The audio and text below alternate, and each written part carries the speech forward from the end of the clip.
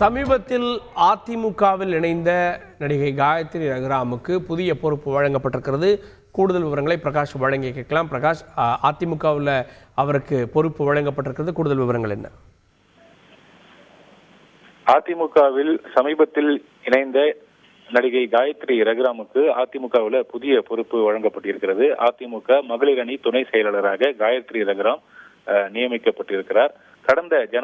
கடந்த மாதம் தான் பாஜகவில் இருந்து விலகிய காயத்ரி ரகுராம் சில மாதங்களாக எந்த கட்சியிலும் இல்லாமல் அவர் தனித்து சமூக வலைதளங்களில் மட்டுமே ஆக்டிவாக இருந்து வந்த நிலையில கடந்த மாதம் அதிமுகவில் திரு எடப்பாடி பழனிசாமி சந்தித்து தன்னை அதிமுகவில் இணைத்துக் கொண்டிருந்தார்.